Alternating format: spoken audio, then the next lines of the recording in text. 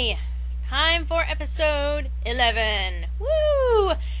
And I swear, promise by all that is holy, I will not put in another Dean Castiel vid set to the arms of the angel. For my own sanity, I'm not going to do that again. My God, what was wrong with me? Was I high when I did that? Well, there's something wrong with me. I should have known better. Anyway, so, Volturi heads out of the way. It's time to do the Volturi Guard, starting with none other than Alec. However, as I mentioned before, I'm going to do the Volturi Guard slightly out of order. I'm going to be doing Alec and Jane together because they are twins. Therefore, they basically kind of have the same backstory. And also, as always, I will be, whenever available, using the movie versions of these characters because that's all we have. So, there we go. Let's open up. It's Alec. Hello, Alec. Okay, date of birth prior to 1800 AD. Date of transformation exact date unknown. Then why do you always say around? We don't need an exact date. You never give us an exact date, so why should we care? Exact date unknown, around the age of 12 or 13? I was not aware of that. Mostly because Myron never gave that impression that they were 12 or 13. And also that, again, you have plenty of information to give us a date. They were born prior to 800 AD. Date of transformation, exact date unknown. I'm guessing it's about 12 or 13 years after they were born. Why is this so difficult? I don't get it. I really don't. Date of transformation is RO, place of origin, England. Because, as emphasized, the only vampires that are civilized are from North America and Europe. Everyone else, they're usually all animalistic or uncivilized if they're from another place. And usually, I think there's only a couple from Africa, and the rest are from maybe South America. Do we get any vampires from Asia? I don't think we do. Okay, hair color light brown, eye color red, black. There it is again! Vampire in parentheses. What is that? This is bugging me more than you could possibly understand. I don't know what that is. None of the Cullens had it. Why do these people have it? Why? I'm gonna move on. Height, 5 straight. Physical description, Alec is taller than his twin sister Jane, but not by much. He is boyish in appearance and resembles Jane, although his lips are not as full. Well, we really cared about that detail. That's, vital to his entire description. By making sure we know his lips are not as full, we now know exactly what he looks like. Because, after all, she said he resembles Jane, right? And we all know what Jane looks like. Oh, wait, we don't know what she looks like either. She had this problem in Twilight, too. Before Meyer even bothered describing Bella at all, she said, I look like my mother. Well, that's great. We don't know what your mother looks like. Special abilities, Alec cuts off all physical senses, sight, touch, hearing, etc. From anyone, human or vampire, he is also able to extend his power over a large group of humans or vampires at the same time. His gift manifests as a mist, nearly invisible, that moves slowly away from himself towards his object, blanketing all of the space in between. Is it just me, or does it sound like a massive air biscuit he's floating there? He is able to project this mist at several hundred meters. An impressive air biscuit. He can also control who his mist affects, allowing the other Volturi soldiers to kill his senseless victims easily. Okay, jokes about air biscuits aside. That's incredibly powerful and intensely creepy. Imagine that. All your senses are suddenly deadened, and he just plucks you out of a crowd, leads you away, and eats you, and you don't even know you're dying. You have no idea what's happening. That's really creepy, and that's really powerful. He can control huge groups of people, far away from him. He doesn't even have to see you. He could just stretch out his mist, say someone's hiding, he sends out the mist. Okay, we got a few, go get him. He is an effective weapon. He is perfect crowd control. And yet he gets 2 scenes total over 4 books. That's it. All the emphasis is placed on Jane, who's not nearly that powerful or impressive. Education/occupation. He is a member of the Volturi Guard. That's also his education, apparently. Family coven relationships, twin sister, blah. The guard members show the Volturi the loyalty they would family. Which makes me laugh, because in Breaking Dawn, that stupid wanker Garrett talking about how the Cullens value family, the Volturi don't. Well, you just said they obviously do if they're devoted like family. Alright, personal history time. Let us hope that this is not repeated almost word for word, just with the names changed in change section. I don't want to read it twice. Okay, born in England around 800 AD, son of an Anglo-Saxon woman and a Frankish soldier. 1, that makes it sound like they're illegitimate. 2, around 800 AD. You said it was prior to 800 AD. Which one is it? He was born a few minutes after his fraternal twin sister, Jane. Both Jane and Alec had strong psychic abilities that were evident even in their human state. We're back to this. Oh boy. Although it does make you wonder, what exactly could Aro do when he was a human? He touches you and knows your every thought, so what was it beforehand? How did that manifest itself? Aro heard about them apparently from a nomad. He poked his hand, found out what it was. He visited the twins but decided they were too young to transform immediately. The Volturi had already instated its rules about the immortal children. Aro left them in the care of their parents, planning to return in a few years. But they were only toddlers at the time. So he's going to return in a few years. What's the cutoff date for immortal children? And if he was going to return in a few years, why didn't he just take him then? What does it matter? They're 2 as opposed to 6? Or does Meyer think a few means like 15? She obviously means 40 equals 25. She thinks that, so wouldn't surprise me. How many more math fails can we find before this book is done? Let's start taking bets. Okay, they were only toddlers. Aro did not foresee how public opinion towards them would change as they grew. Being any suspicion of the villagers' eventual reaction to them, he would have taken them back to Volterra and raised them himself. Why didn't he do that in the first place?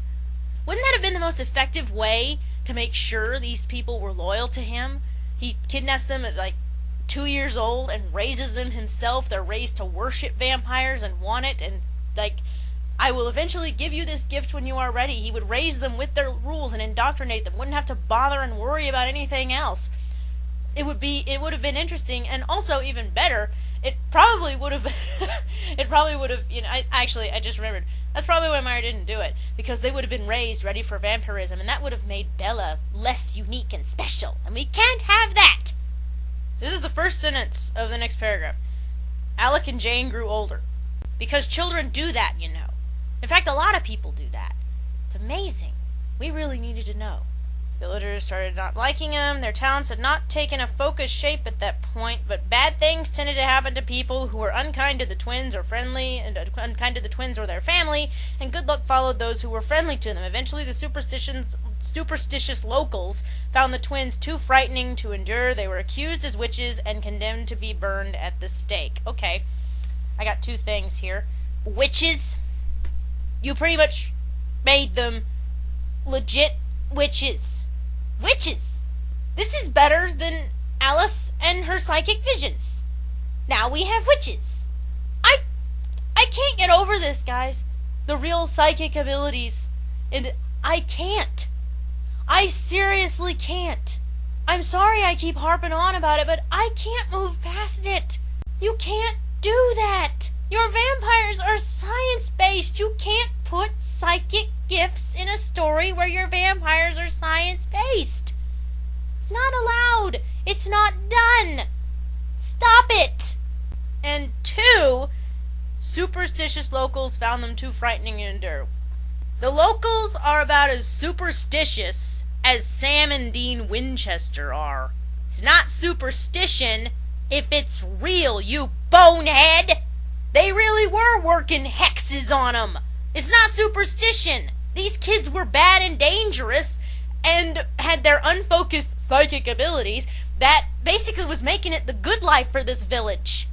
But the locals, oh, they're superstitious. No, they're not. It's real. Burn already!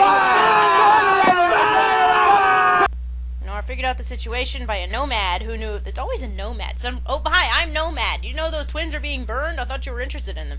How does he know? Does he spread this word around? Does he tell us at blood tea parties? By the way, there's 2 awesome kids I found. How do these people know about this? I thought he kept all his plans to himself for his world domination. That makes more sense as a character. How does everyone know about this? Noaro goes to the village, stops it. The horrible pain of burning affected both the twins deeply and shaped the way their psychic gifts manifested themselves after the transformation. As Alec burned, his entire focus was on escaping the pain. As a vampire, this focus translated into an ability to totally anesthetize any human or vampire. Because he could project this sensory deprivation over many targets at the same time, he became the single most valuable weapon in Aro's arsenal. Okay, so that just kind of kills all a vampire's psychic gift takes the form of whatever it was that they had as a human, because he just basically turned it into whatever he wanted.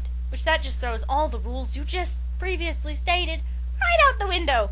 2, he became the single most valuable weapon in Aro's arsenal. Yes, that's why he's given so much emphasis in the novels. Oh, wait a second.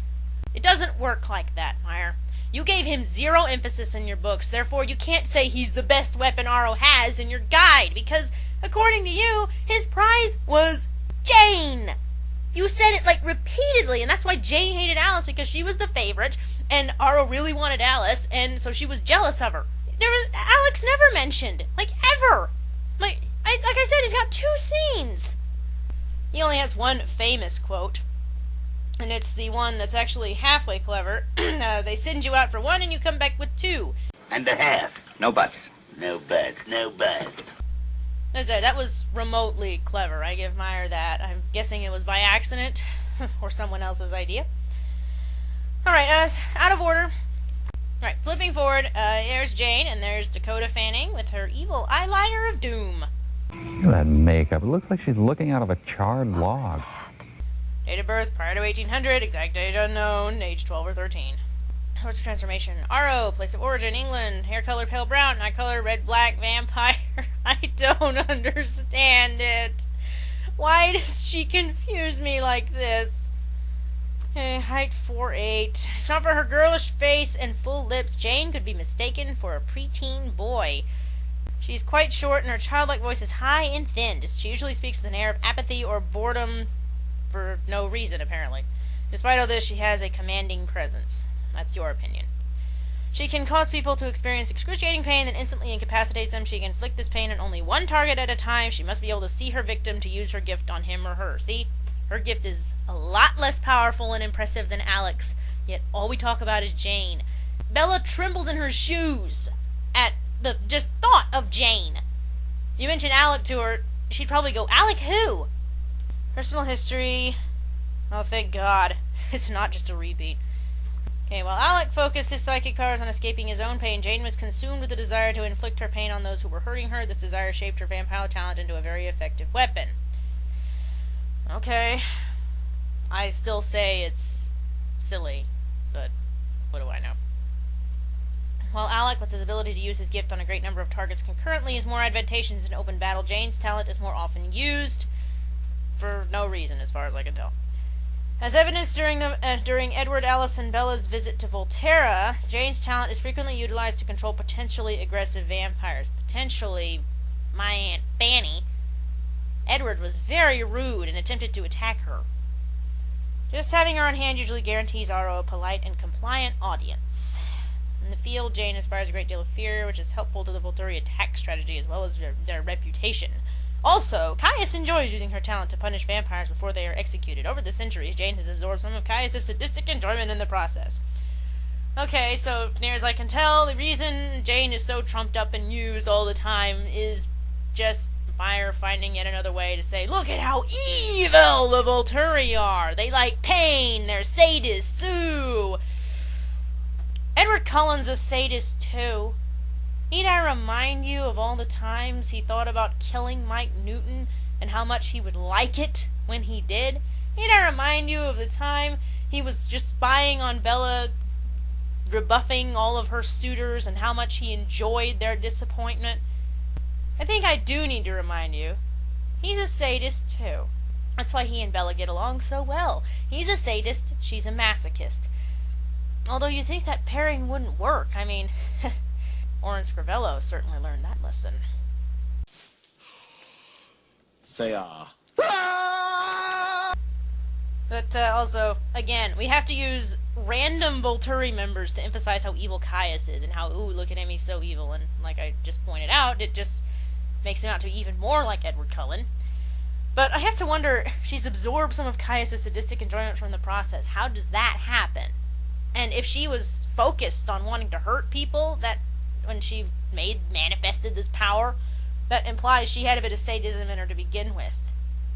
Okay, brief digression before I move on to before I move on to Chelsea, I got a couple of things with the twins. For those of you who don't know, both in the books and the movies, Jane and Alec had some serious incest vibes going.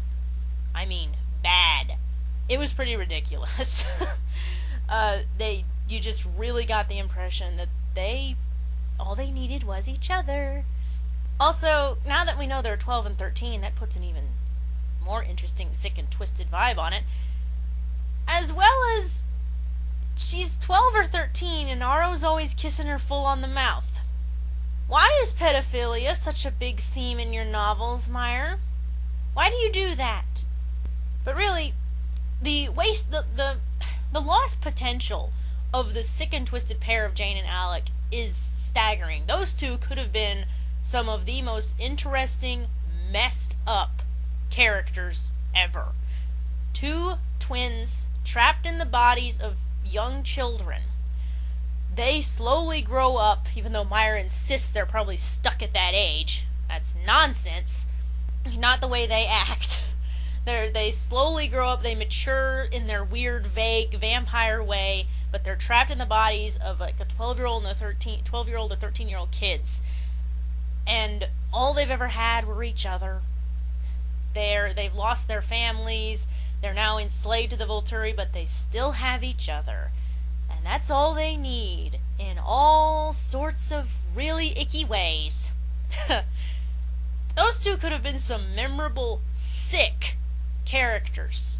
We got the one who dulls pain. We got the one who causes it. They could work in tandem on their victims. She pains you really hard, and then he washes it all away. And then they just do it again and again and again and again. Also really opens up, if you take in the incest vibe, really opens up some very interesting fic where Jane pains him while riding bareback. I'm just saying. There's some really interesting kinky stuff, just waiting to be written about these two. But no, none of it's exploited, mostly because, as I kind of said, and I'm going to really mention now, when did you ever get the impression that those two were 12 or 13? And I don't mean watching the movies. I mean in her writing. She talked to her as a young girl, but Alec was dressed in a suit. Jane was dressed in a cloak. They were dressed as adults, which means I always thought they were like 15 or 16. I never thought they were 12 or 13, because I never got that impression. So, sorry. But yeah, that's a lot of lost, sick and twisted potential. But we'll always have fanfic, won't we? Alright, let's move on. It's time for Chelsea. I'm going to try and finish all the profiles in this one go, so this may be a really long episode. Sorry if it is. Alright, Chelsea time. Name Chelsea, born, I think it's Charmian or Charmian. I looked them up, it's both, and it is Greek.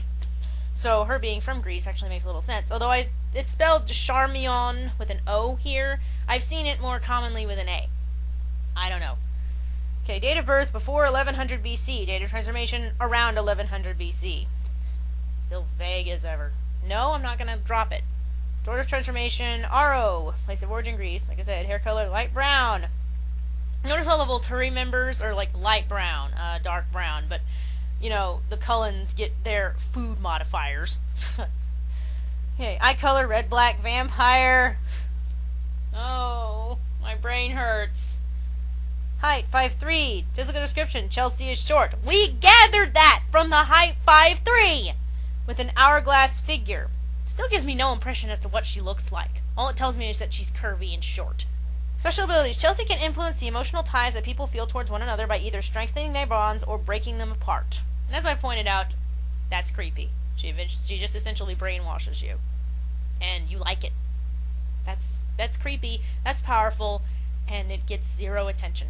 It gets zero attention because Meyer doesn't want to focus on that. She's too busy focusing on Jane, or too busy focusing on Alice, or too busy focusing on Edward, or way too busy focusing on Bella, whose ability is not that impressive if you really think about it. But that's the main flaw with her writing. She's too busy focusing on her powers, therefore every other character focuses on it too. Her mate is some guy named Afton. Okay, personal history. She was born not long after the original Volturi members. Originally named Charmian, or Charmian, I don't know. I'm going to say Charmian. But she frequently interacts with humans and vampires outside of the city of Volterra. She has changed her name a few times over the millennia in order to keep it from attracting attention. She chose the name Chelsea in the 1950s and will use it until it becomes uncommon. Okay, I actually give props to that. Go Meyer. That is actually decent writing. She's a public figure, so she changes her name. It's an explanation as to why a vampire named Chelsea is what kept Marcus from killing himself back in the BCs. Thank you. That is a plot hole legitimately filled. Thank you. He found her to stop Marcus from killing himself. When he discovered Chelsea, he was quick to utilize her abilities. He had her bind Marcus tightly to Aro so that he couldn't obey his wishes. Later, he added Corin, hoping to help Marcus become more interested. Blah blah blah. He refused to let Corin use her gift to erase his pain because he's an emo little cupcake filled with the darkness of his soul. And here's the question I have to ask: why is she so loyal to him? Does she have any reason at all to be that loyal to him, to do as he says all the time? Why isn't she in charge? If she took it into her mind to take over, she could. All she had to do is snap the bonds all the Volturi Guard have to him and tie him to her. And he's a dead man, because they will do whatever she says. Why does she tie him to Aro? What reason does she have to do that? Well, I'm not done with her profile. Maybe she'll explain it. Let's see. Can linchpin to Aro's organization. That's why we get such focus on her. Again, Meyer, you're contradicting your canon. You're telling us, but you didn't show us, ever. They keep the Guard unified and functional. She is also able to dissolve the loyalties between Coven members, with the exception of a romantically bonded pair. Those ties are stronger than her power. Yeah, right. You think I buy that, Meyer? You really think I buy that? If that were the case, how did she make Marcus loyal to Aro? Is it because his mate was dead? Well, in that case, Aro's got a really easy way to make sure everyone stays tied to him that he wants. All he has to do is kill their mates. That's it. You can't have this both ways. It's more than obvious she can conquer that bond. You were just too busy wanking over the sparkly love of Edward and Bella. I'm not stupid. I know that's exactly what that was. The attachments she creates are nearly as strong as a romantic union. Yeah, because, romantic love is clearly the strongest love. I think Sam and Dean, we both went to hell for each other. Winchester would like to have some words with you. Really, I just suspect this is a side effect of this. I hate to go on about this because I'm talking about Meyer now in this case, but that's kind of insulting. Saying romantic love is the only bond that Chelsea can't break. Yes, she can break the bonds like parents have for their children or siblings have for each other, because that love is 10 times less than any romantic love out there. Why are you putting a value on the types of love out there in the world? Every word that comes out of her mouth about love just makes it so clear that she doesn't get it or understand it, and that depresses me. It paints a very sad picture. And like I said, I hate talking like that, but it's right there. What am I supposed to say? It just ties in more with how Bella can only love a certain amount of people. Like, the minute she meets Edward Cullen, she, pushes everyone out of her life, because surely that is how you show devotion, by giving all of your love to this one single person. Hasn't Meyer ever heard the phrase, the more you give, the more you get? That's kind of how love usually works. There's no greater love in the spectrum of love at all. I mean, familial love is the same as romantic love in the sense that they're both deep and profound, and you can have an equal capacity for both if you're not, a sociopath like Bella Swan is, who's not capable of anything but love of herself. Alright, sorry, digression. Back to Chelsea. Because of her vital role, she's the vampire Aro is most dependent on and most vulnerable to. Again, that's why we got so much emphasis on her in canon. He has a special relationship with Chelsea that is unlike any other among the Guard. Good thing we saw it, right? She wears the pure black robe of the Coven leaders, and she always gets what she wants. That could just be a case of her secretly being the puppet master behind it all. Isn't that an interesting story once again? Peed away. Enjoys all the perks of living in the Volturi, plus the perfect job security, unless Aro finds someone with a better version of her talent. If he did, I think she would quickly turn on him. Oh yeah, it would happen. He's nothing if not cautious, however, and he doesn't leave himself vulnerable for long. Aro made sure that Chelsea was often exposed to Corin's gift throughout the centuries. Chelsea is not aware of the true strength of Corin's addictive talent, but she would have a very difficult time leaving the Volturi. So basically, he shoots her up on a regular basis? That's the image I'm getting here. And that's her profile, by the way, now she's done.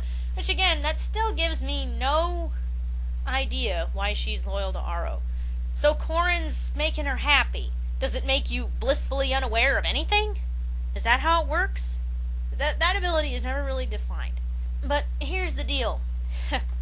I hate jumping to this conclusion every time, but I can't help it. I like the idea that Aro's really not the mastermind behind it all. It's Chelsea. She's pulling the strings. No one knows that she's really in charge because she's got everyone so tightly bound to both Aro, but Aro bound to herself. That would be fascinating. That would be awesome. But I'm guessing it's not so, because why would she want to rule? She's a woman. Ruling isn't a woman's duty. Women don't rule. Men do that, so she doesn't even have the desire to do it. She's a good woman like that. You shouldn't make me jump to those conclusions, Meyer, but your writing consistently does. Thank you. Alright, moving on. No memorable quotes because she never said anything. Dimitri, date of birth around 1000 AD. Date of transformation around 1000 AD. Source of transformation Amun, the Egyptian vampire. Place of origin Greece. They're all from Greece. Why are they all from Greece? Hair color black. Eye color red black vampire. Height 6'3". Physical description: Dimitri is tall and lean. His pale skin has a faint olive tone. His wavy dark hair is shoulder length. Ah, yes. He's one of them coloreds. We know he's evil then, right? I hate Meyer sometimes. He is a skill tracker. He catches the essence of a person's mind and then follows it like a scent over any distance, and I still do not understand how that works, other than Meyer making it up in order for him to be unable to do that to Bella. That's all I can figure. Family coven relationships. Guard members show the Volturi loyalty they would family. That sentence is repeated after every single victim, but after every single member. She forgot something, though. I mean, it's quite, if you're going by, like, movie canon, it's quite clear that Dimitri was totally gay for Felix. Dimitri was originally discovered by the Egyptian coven's leader Amun. Amun worked with Dimitri to develop his tracking ability, and the two were very close. Oh, really? At the time, the Volturi had a tracker. However, when Aro heard that Amun had a more talented tracker than his own, he hurried to Egypt and offered Dimitri a place with the Volturi. Dimitri had no interest in leaving Amun, but Aro had Chelsea dissolve the bonds between the members of that coven, and tied Dimitri to the Volturi. Dimitri joined them immediately. Isn't he evil?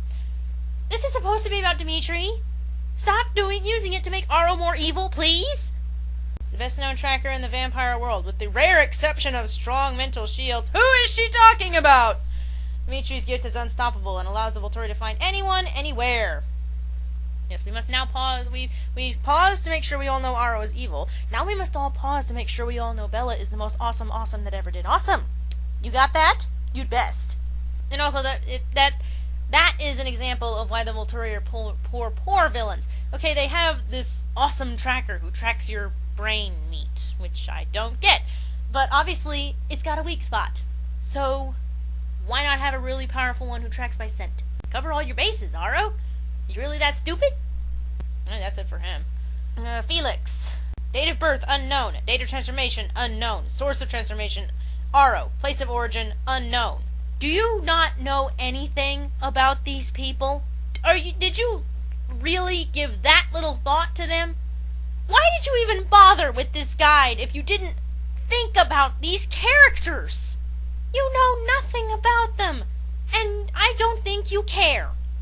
He's 6'7". He's also slightly olive cast in his skin tone. Obviously evil. No supernatural ability. Member of the Volturi Guard. Again, you missed how Felix and Dimitri were totally being like Mr. Wint and Mr. Kid from Diamonds Are Forever in the movie, which was awesome. If at first you don't succeed, Mr. Keel, try again, Mr. Winter. Look at them.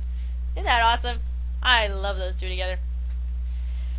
Hey, Felix is one of the few members of the Volturi Guard with no psychic talent, and said he is physically the strongest vampire the Volturi have ever encountered. He wears the lighter gray cloak of a lesser member of the Guard, but he does have a permanent position with them. Yes, and that position is with Dimitri. Heyo! Felix is part of the Volturi's punishment missions. There are larger threats. He's accompanied by other physically dominant members of the Guard like Santiago or any other number of transitory Guard members. Whatever. Okay, that's it. He doesn't even get a memorable quote. Okay, Heidi.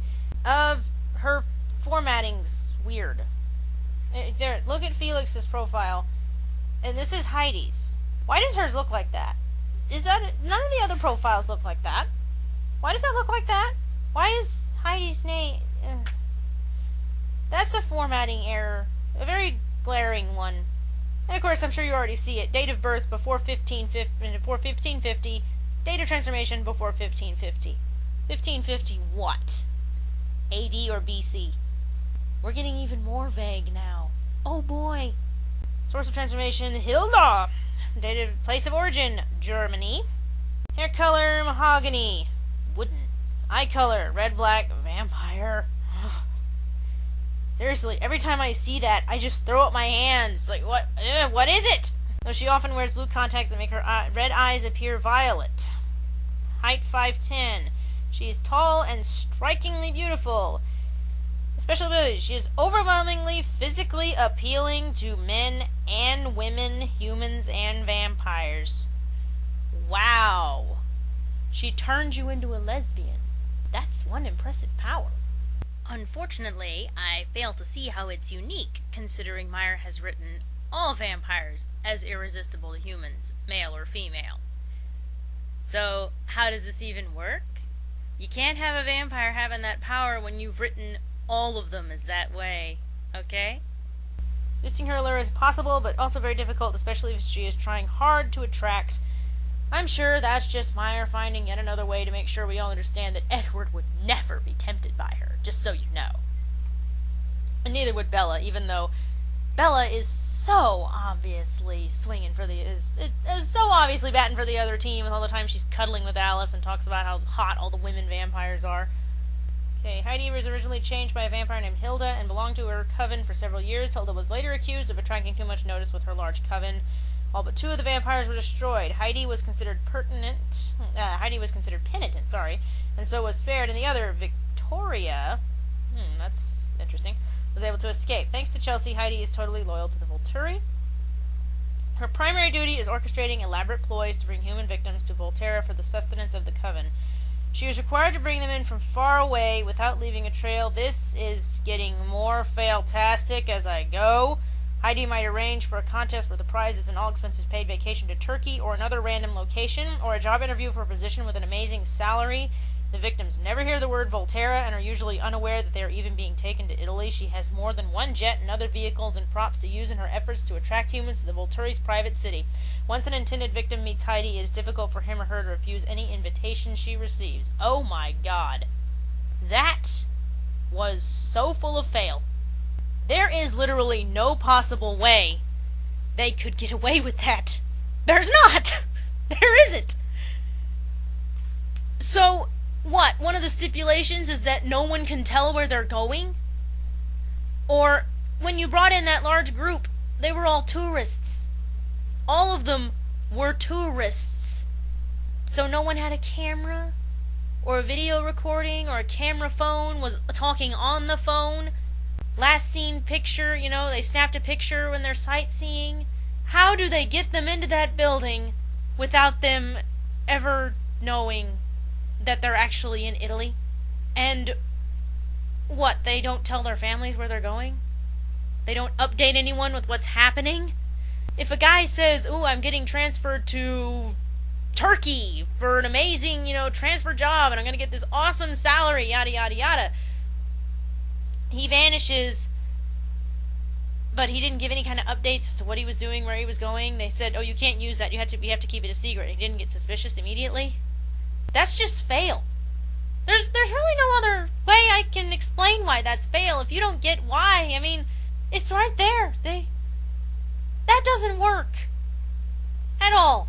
So I'm just gonna leave it alone. I'm just gonna move past it and head to Renata. Aro's personal bodyguard. Oh my god. I'm sorry. That was so stupid. That was so ridiculous. Okay, Renata. Date of birth, 1240s. Date of transformation, 1240s. Again, I have no idea if it's AD or BC. Source of transformation, Luca. Does he sleep with the fishes? Place of origin, Malta. Hair color, black. Eye color, red, black, vampire. Height, 5. Renata is slight in build because she's a woman. Special ability. She can shield herself and others, repelling physical attacks, confusing the attacker, and make him forget his purpose. Aro's personal bodyguard. Born into an unusual vampire-friendly family that has produced several vampires over the centuries, including, many years after Renata, a nomad named McKenna. Renata was changed by her great-uncle Luca, with a few dozen greats added, on her 20th birthday. She originally intended to help her uncle protect and perpetuate their family line, but Renata was very talented. She quickly caught the attention of the Volturi and was invited to join. Luca, wanting no trouble with the Volturi, the way he interacted with his human relatives was already a gray area, encouraged her to go. Okay, not only is that actually something vaguely interesting, that, again, got no focus in the novels, nothing. We never heard anything about this until now, and it's just basically given a, yeah, that happened in this throwaway profile. Maybe I was right when I said he sleeps with the fishes. That does sound somewhat Godfather-esque, doesn't it? You sure you weren't cribbing there? Just basically Renata is Aro's bodyguard. There's nothing else I can really add to that. Other members. Afton is Chelsea's mate. He has a minor shielding skill. He can't project it outside of himself. He has the ability to make himself invisible to attackers, but someone with a strong focus can see through the illusion. Does that mean he literally makes himself invisible? Afton is not gifted enough to earn a place with the Volturi on his own merits. He owes his inclusion to his much more talented mate, Chelsea. And there was a way that she could have that she could have had that would have made Chelsea being so loyal to Aro make sense. She could have been a human and her husband was dying, and he said, I can save him if you swear fealty to me, and it would have worked. But no, we just have Chelsea being loyal for no other reason that I can figure other than she's a woman, so she doesn't deserve to rule. I'm still going with my puppet master idea because that's more interesting. Hey, Corin. So people have been asking about Corin. Officially, Corin's primary job in Volturi is to protect the surviving wives. In reality, she does not protect them as much as soothe them into complacency, while other more physically impressive vampires do the actual job of guarding the wives. She's able to make anyone feel content in his or her circumstances. There is a drug-like side effect to her skill, however. Side effect should either have a dash or be one word. A person can become addicted to the feeling she produces and be unable to feel well without it. So she's walking meth? Aro has been careful not to expose himself too greatly to Corin while using Chelsea to keep her tied to the coven. Marcus has always refused to let her relieve his never-easing pain over Didyme's death. How many times are we going to emphasize how emo he is? Caius, on the other hand, frequently uses Corin's gift to alleviate his boredom between battles and punishing expeditions. Oh my! I sense all kinds of interesting affair fic with that one. Also, how many different ways is she going to sit here and emphasize how evil Caius is? First she made him the evil Catholic crusader, then he's got a great capacity to hate, then she made him genocidal, then she made him imprison his wife and say it was done out of love to make him seem especially evil, and now he's a druggie. This is hilarious. Okay, is that the last one? Last of the guard, Santiago, a guard. Like Felix, Santiago is a physical enforcer. He has no psychic gift, only tremendous physical strength, and that's all he got. Those three did not have full profiles. They just had those descriptions. Well, Santiago, don't worry. 2 sentences is still better than 2 words, like the other wives got. No, I'm never going to get over that either. Okay, last one. Others who serve the Volturi. Name, Gianna. It's that human. Date of birth, late 1970s. Oh, she's in her 30s. Ew! Place of origin, Italy. Hair color, black. Eye color, green. What? No human parentheses? I'm shocked! Height, 5'6". Physical description, she's tall with long dark hair and olive-tone skin. What is her obsession with olive-tone? That's all she uses. Olive-tone, olive-tone, olive-tone. She was beautiful for a human. I'm going to repeat that. She was beautiful for a human. Gonna have to cut out silence again, I can tell. I've just been sitting here kind of staring off into space. Beautiful for a human. Sorry, that just kind of jumped out at me. We've had digs at humans throughout this whole profile, but the whole book, but that one just so casual and thrown out there, beautiful for a human. Meyer wrote that and meant it. Just so you know. And also, just so you know, anyone who's beautiful in this world, who you find attractive, they're only beautiful for a human. Like that's only beautiful for a human. That, for a human, it's very attractive. That, for a human, wait, that's not human, never mind, bad example. But, there we go. For a human, she's so beautiful. Just throwing that out there. I really don't have anything else to say. It just kind of blindsided me. Sorry, I'll move on. Okay, she knew this Volturi's secret and kept it, serving them in the hope of one day being turned into a vampire. I want to know how she even found out about him. She knew that if she was not found helpful enough, she would be killed, but she chose to take the risk. Unfortunately, the Volturi decided her skills were less valuable than her blood. Well, aren't we just so impressed, whatever, with that? I also find she knew that if she was not found helpful enough, she would be killed, but she chose to take that risk. Kind of how Bella knew that, she could be killed being bitten and turned, but she chose to take that risk.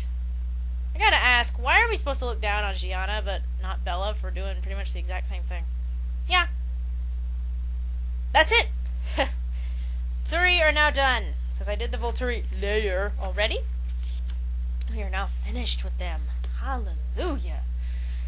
Okay, I knew I'd do them all in one go. This is going to be a long vid, and I'm sorry about that.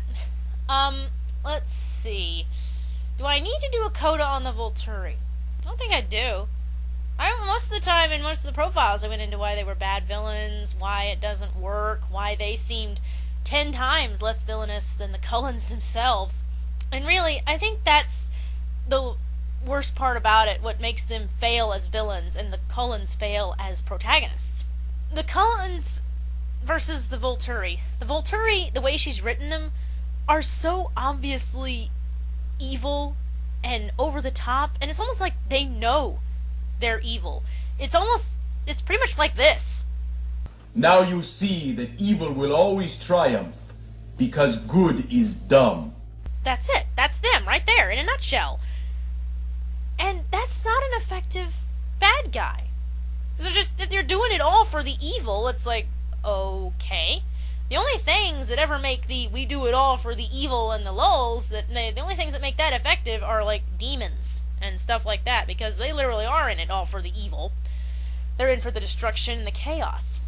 And some people even turn that on its ear and give them a reason, for what they do, beyond we do it all for evil. Then you have the Cullens, who do unspeakably horrible things. But they do it all thinking they're taking the moral ground, or they think they're right in doing it, or they honestly don't even bother thinking it was wrong. They just, well, of course we do it. That's why the Cullens are ultimately the bad guys in this book, and are the most effective antagonist she's ever written. Because an antagonist who truly does not believe what he is doing is wrong is a lot scarier than one that does know and just doesn't care. Because you can't reason with either of them, but the other one will do it and always believe that they are right. And that's really creepy, knowing that their moral compass is so skewed, so broken, that they honestly believe what they're doing is good, that they're doing stuff that's not morally reprehensible. Those people are the really scary villains. Those are people like Lord Voldemort from Harry Potter. He honestly believed he was right. He wasn't doing it for evil. Lucifer from Supernatural. He wasn't doing it to be evil. He honestly believed he was right. Any villain where they honestly believe what they're doing is right are scarier. That makes the Cullens super scary, because they never, ever think anything they do is wrong. And as I pointed out, they've done a lot of really wrong things. So I think I'll end it here. Volturi, you're done. I'm probably going to take another break. That took a lot out of me. And this was a really long vid. I again apologize for that. So, up next, when I start this back up, we'll get back on with the Amazons. Or, I may go out of order. I may skip ahead and do the Amazons along with a different coven. I need to go through that again. Yeah, I may do the Denali's first and just have them by themselves, and I may do the Amazons with like the Egyptians or the Irish coven or something like that. I don't know. Or it may be like I did the Volturi, just go until I don't want to talk anymore. So, yeah, that's where we're going. We are on, right now, page 185. We did 35 more pages. Page 185, we won't be getting out of the vampires until 298, just as a reminder, so we've got a lot more vampires to go. I hope you're enjoying hearing about them, because the more I hear about them, the more I hate them. Alright guys, thanks for listening, thanks for putting up with this long-winded review. I will see you in episode 12. Stay frosty.